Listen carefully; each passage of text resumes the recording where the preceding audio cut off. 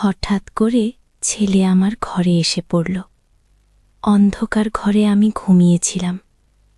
আমি ভাবলাম, কি রে, আমার পাশে কে? ও মা! অমনি দেখি আমি গায়ের মধ্যে হাতটা দিয়ে আমার মনে হচ্ছে চেনা চেনা লাগছে। এটা কে? তখন দেখলাম লাইটটা জ্বালিয়ে আমার ছেলে আমার পাশে শুয়ে আছে। আমি আচমকা উঠে লাইটটা জ্বালাতেই ছেলে দেখি উঠে বসল। আমি বললাম, কি রে বাবু, তুই এত রাত্রে আমার ঘরে আসলি? ছেলে আমাকে বলল, কেন মা, কি হয়েছে? আমি তোমার পাশে আসতে পারি না? তোমার পাশে শুতে পারি না এসে? আমি বললাম, হ্যাঁ অবশ্যই পারিস, কেন পারবি না, কিন্তু এইভাবে চুপচাপ করে আসলি, ব্যাপারটা বুঝলাম না।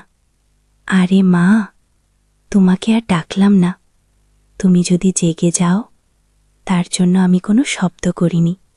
আমি আস্তে আস্তে চুপ চুপ করে তোমার পাশে এসে শুইলাম। তুমি কি রাগ করলে? না রে পাগল, কেন রাগ করব? তুই আমার পাশে আসছিস শুতে, এটা রাগ করার কি আছে?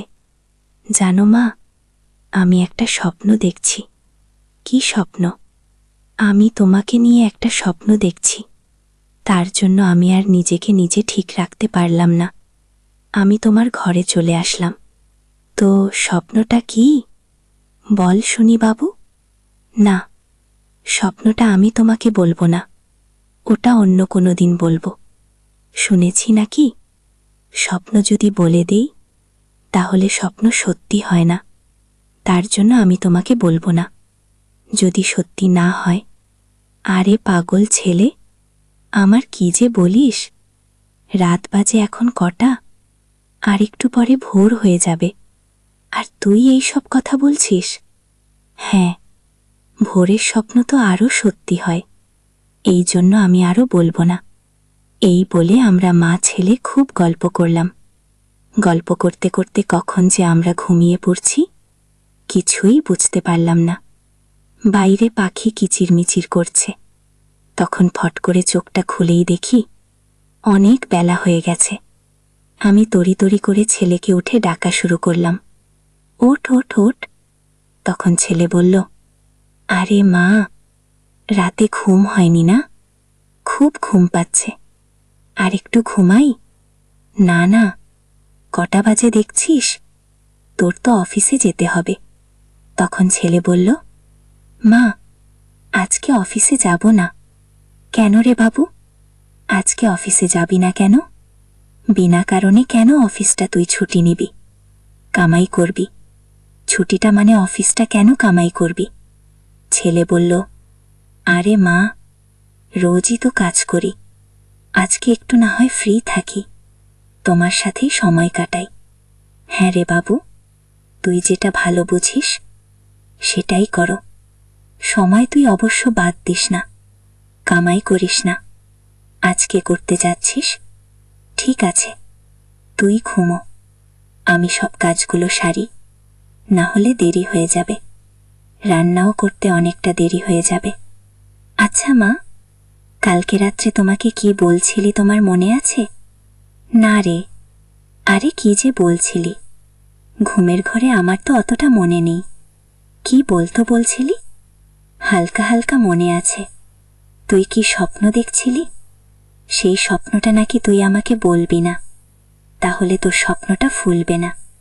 পাগল ছেলে একটা।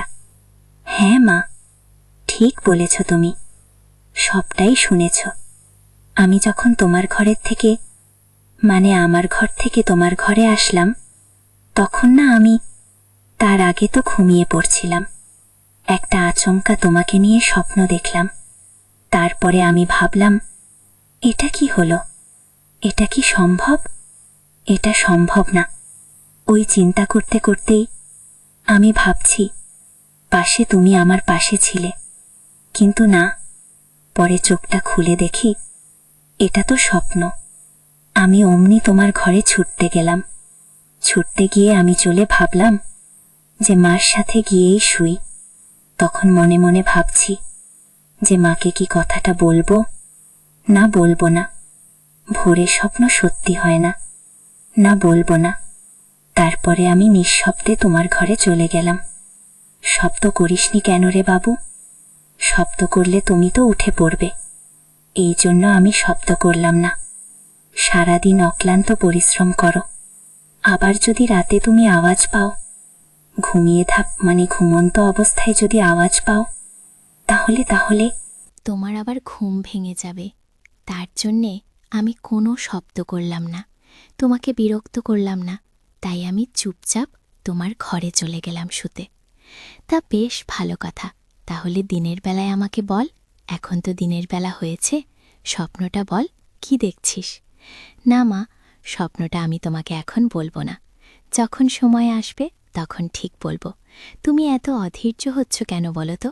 একটু ধৈর্য রাখো। তুমি না আমাকে শিখিয়েছ যে সাবুর কা ফল মিঠা হতা হে, তাহলে একটু ধৈর্য ধরো, ধরলেই বুঝতে পারবে। আমি তখন চুপ করে আমার ছেলের কথা শুনলাম। ঠিক আছে, তুই যেটা বলবি সেটাই হো, সেটাই কর। আমি দেখব তুই কোন দিন আমাকে তোর স্বপ্নের কথা বলবি। নে রে বাবু, তোর সাথে গল্প করতে করতে অনেকটা বেলা হয়ে গেছে, এখন আমি আমার মতন কাজে যাই, তুই একটু রেস্ট নে। রাত্রিবেলায় ঘুম হয়নি। মা, তোমারও তো ঘুম হয়নি?